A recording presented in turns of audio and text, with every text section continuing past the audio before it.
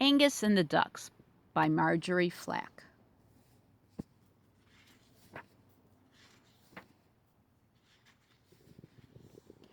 Once there was a very young little dog whose name was Angus because his mother and his father came from Scotland. Although the rest of Angus was quite small, his head was very large, and so were his feet.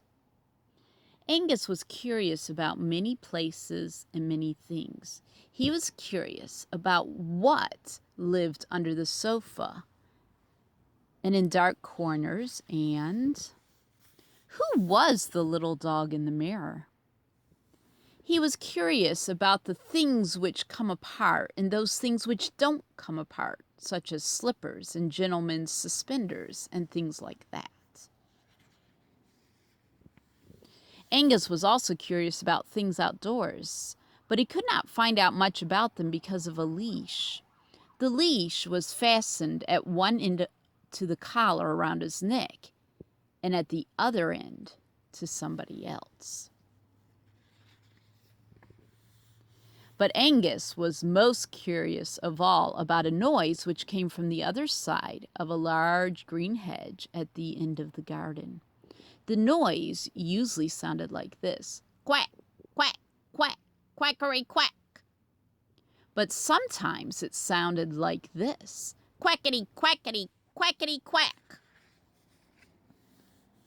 One day, the door between outdoors and indoors was left open by mistake, and out went Angus without the leash or somebody else.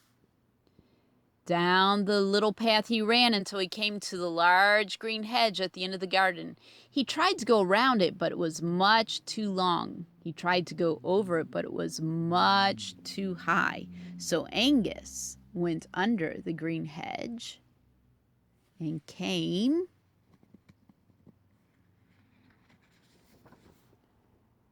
out the other side. And there, directly in front of him, were two white ducks. They were marching forward, 1 foot up and 1 foot down. Quack, quack, quackety quack. And Angus said, "Woof!" And away went the ducks, all of a flutter. Quackety, quackety, quackety, quackety. Angus followed after. Soon the ducks stopped by a stone watering trough under a mulberry tree. Angus stopped too. Each duck dipped a yellow bill in the cool, clear water. Angus watched. Each duck took a long drink of the cool, clear water. Angus watched. Each duck took another long drink of a cool, clear water. Then Angus said, "Woof!" Away the ducks scuttled, and Angus lapped the cool, clear water. Birds sang in the mulberry tree. The sun made patterns through the leaves over the grass. The ducks talked together. Quack, quack, quack. Then, hiss, hiss. The first duck nipped Angus' tail. Hiss, hiss. The second duck flapped his wings. Angus scrambled under the large green hedge and scurried up the little path, scampered into the house, and crawled under the sofa.